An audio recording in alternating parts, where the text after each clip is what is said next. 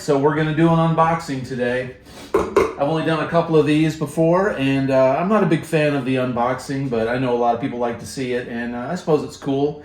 One thing I got to know is, all you guys and gals out there, when you get a box in the mail, the first thing you do you go to the kitchen drawer and grab the closest steak knife, or have you got a designated cutter? Me, I always go for the kitchen appliances. I don't know why I don't keep a cutter handy, but trusty old paring knife today. Let's see. This came from Sweetwater. This is not a sponsored video. However, I would love if Sweetwater would decide to help me out with that. That'd be killer. If you're listening, guys. All right, so big surprise to everybody, I'm sure, but this is a Kramer. And, you know, I like high-end guitars, like everybody, but I've heard so many seen so many great reviews, heard so many awesome things about this particular model that I had to do it. All right, what did they send me? They sent me a Pro Gear catalog, great restroom reading material, and of course the Sweetwater candy. I love the Fireball. Fireball is mine. All right, so let's check this out. Kramer. This is a Baretta Special. Gonna spoil it for everybody. It's probably in the thumbnail of the video. Who knows what I'm gonna do with this, or if I'll even post it. Here we've got the accessories. Well, the whammy bar, and looks like an Allen key for the bridge adjustment. All right. This thing is boxed pretty good. I gotta say, a lot of times you get these guitars and they aren't double boxed, and they don't have any cheesecloth on them. This is packed just normal. All right, so let's take a look, man. There it is, man. Through the cheesecloth, I thought they sent me the wrong color. I thought they sent me the purple one. I did not want that purple one. If you've got the purple one, you be you. I just did not care for it. There she is. They are not kidding. This guitar looks awesome. Holy smokes, man. This thing is, it's out of tune, of course. Everyone's got to do that. Probably not tuned, just to keep it safe during shipping, less tension on the neck, I guess. See, there is absolutely no fret sprout on this. Over time, who knows what'll happen? Just like the other reviewers say, this is a nice rounded neck. Not too big, not too small. It's got the Kramer neck plate on it. Single humbucker, one volume, and a Strat style bridge. So yeah, it's cool. You can adjust the claw without taking the back plate off, string through plate. Plastic's all still on the, protective plastic still on there. Headstock.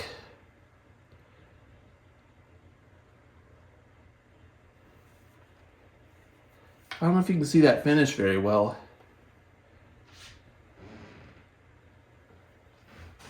But yep, it's a metallic candy blue. So what I did yesterday is I picked up this fender bridge with a bigger block on the back side of it, out of fear that this block would not quite, that this tremolo would not quite cut it. And I got me a 500K volume pot. Some people say to put a 250 in it to make it brighter. Personally, I'm fine with the 500. but I'm going to try it out first. We'll see how it sounds and see if it's set up right, and possibly replace this. If I don't need to replace this, I'll bring that bridge back or keep it for another build. And we'll see how this humbucker sounds. I've heard the humbucker is a really nice humbucker. So we'll check that out too, and probably replace the pot. We'll do that. And these tuners seem to be your typical tuners that you can get online for 15, 20 bucks, but they look like they look all right. I'll check them out, make sure that they're put in here decently. No screws are loose. Back of the headstock, no issues there. This neck looks good.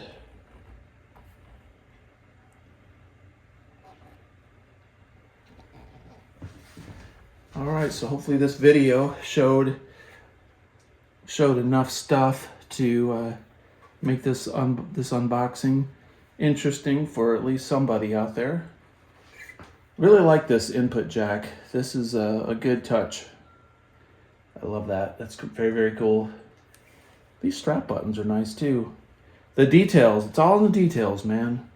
$199. You pay a little bit more money for the candy blue metallic. It's probably a bit more expensive, but you can get these things for $179 brand new. If you get the red, or you get the white, or the black, pick them up used, probably $150. So we'll see if it lives up to the hype, saying it's the best value shred guitar on the market. So we'll see. All right, thanks for checking out the unboxing. We'll do a sound demo of this thing also. All right, so normally I do a more professional audio demo, but I'm just gonna give you first impressions of this. So first of all, doesn't stay in tune that great, but it's probably needs a little bit of work on the nut, maybe some graphite. The strings are new, but you cannot use the tremolo bar right now, so it'll go out of tune. But here's a high gain setting.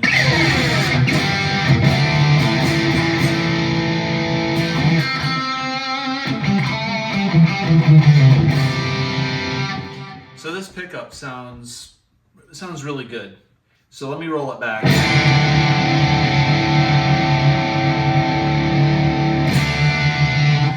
There's not a lot of response when you roll this pickup back from this volume pot, just like a lot of the other videos demonstrated. Let me roll it back really far.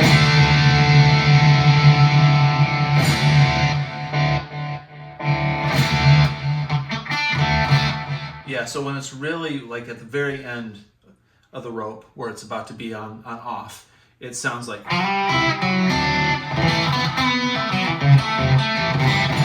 very cocked wah sounding.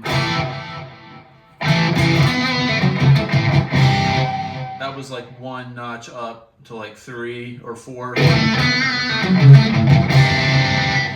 All right, that's like on 4. Now I'm gonna put it up on 10.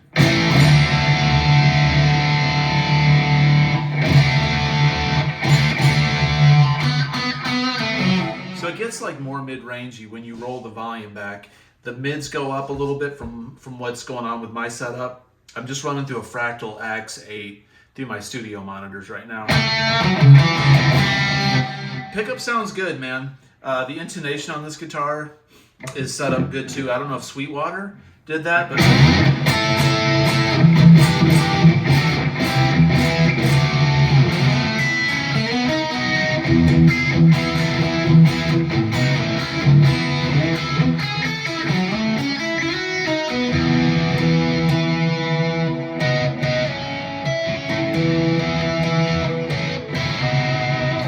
so yeah, I mean,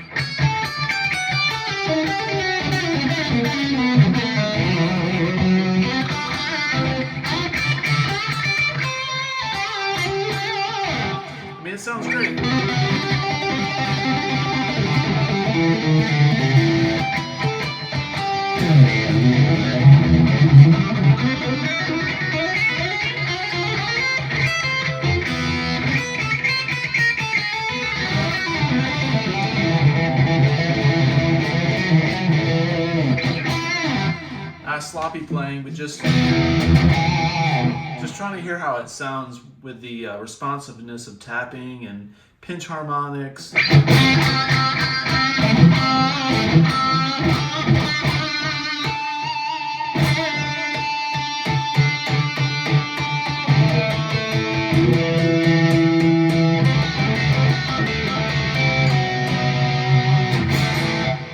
Yeah, I'm going to take this volume knob out tonight, put in the 500K CTS pot, and I'm going to replace the tremolo with this other one if it fits right. But check it out. Tuning stability.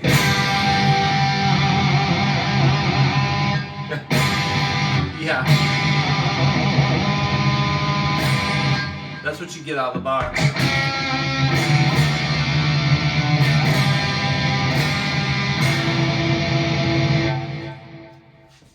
Check out the bar. Look at how high this bar is. So we're gonna fix that too. That's unusable. I mean that's pretty rookie, man. But it was $199. I cannot complain. This guitar looks fabulous. It plays great and it sounds really good. It just needs a little bit of love on this tremolo, maybe the nut and the volume pot. So I'm gonna work on that tonight and we'll check that out.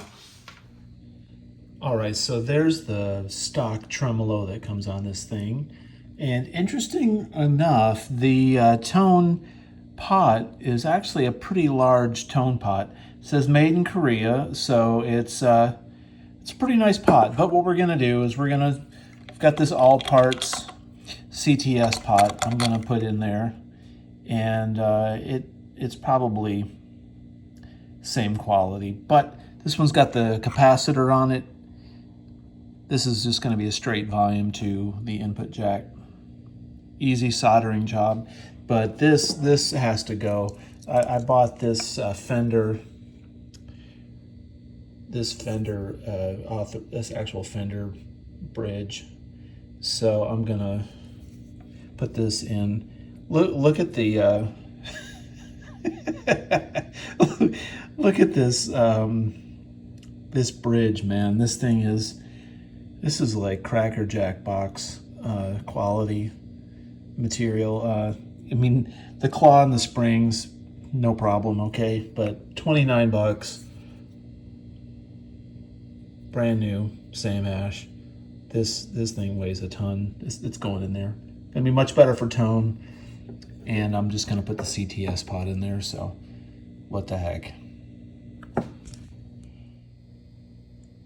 So here is an aerial view of these bridges. I'm not picking on it. I mean, you get what you pay for. It was $199, but this is a $29 upgrade for this Fender bridge. I mean, there's no comparison, man. So hopefully this thing will go in exactly the same, but looks like the holes and everything line up, so what a difference. Yeah, that's going to be a big improvement. Okay, so I got the volume pot taken out of it.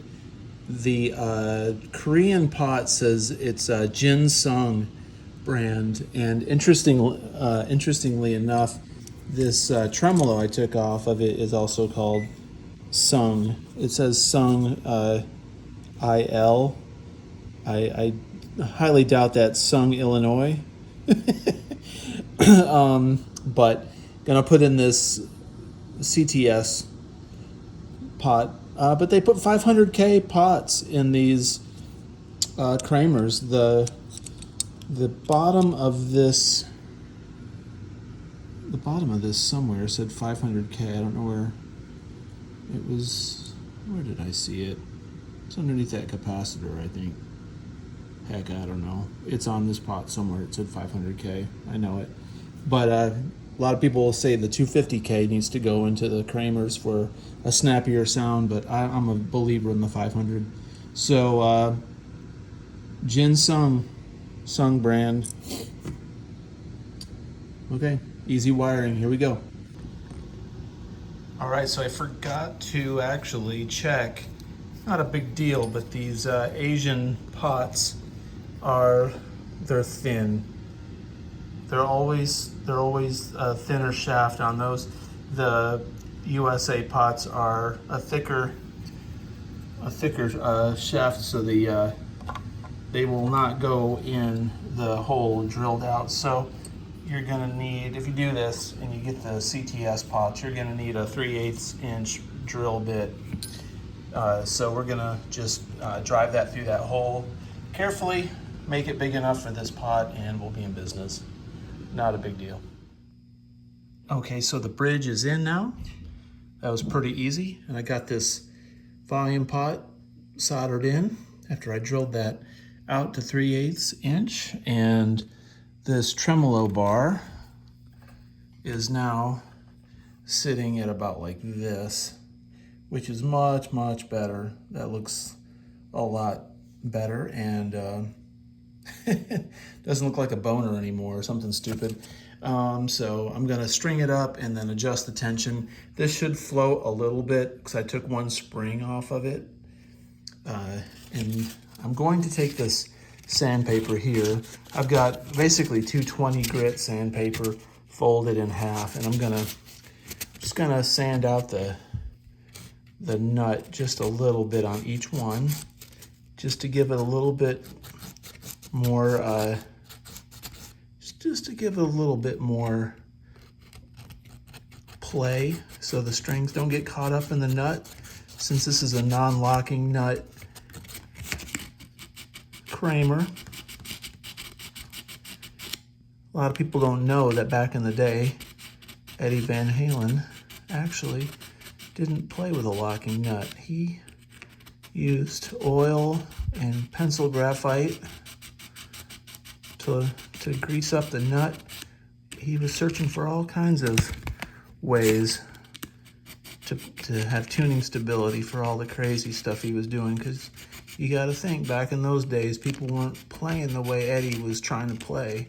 He was a pioneer in that, so he had to kind of create stuff that didn't exist. And that's why the Frankie exists to this day. All right, now that looks dirty, but what I'm going to do is I'm going to clean that off with some water, a little sponge with some water, and then I'm going to run a pencil, get some graphite from a pencil lead, and put it in there, and it'll be just fine. So that was just minor. Awesome. Okay, so about an hour and 30 minutes in, hour and 40 minutes in, it's done.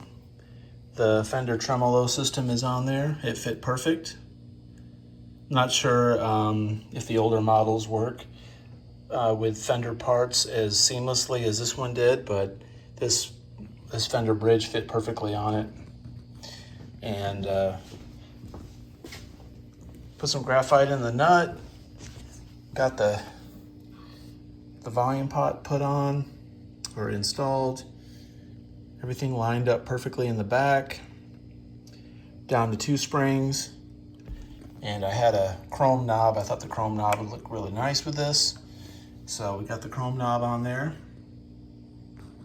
And action is good. I just got to check the intonation. If the intonation's off, I'll adjust that later, but so far so good. Looks pretty nice. Okay, so we're gonna check out the way that this thing performs.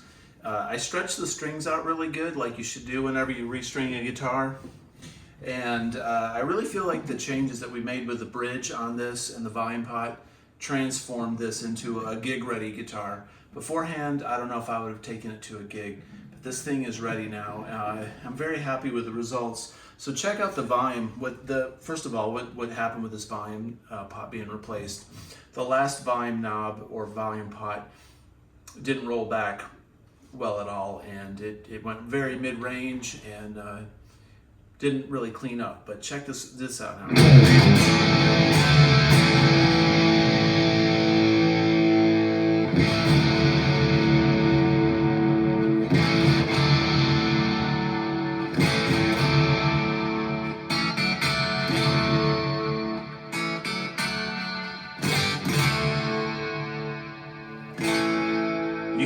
right down to the very minimal volume.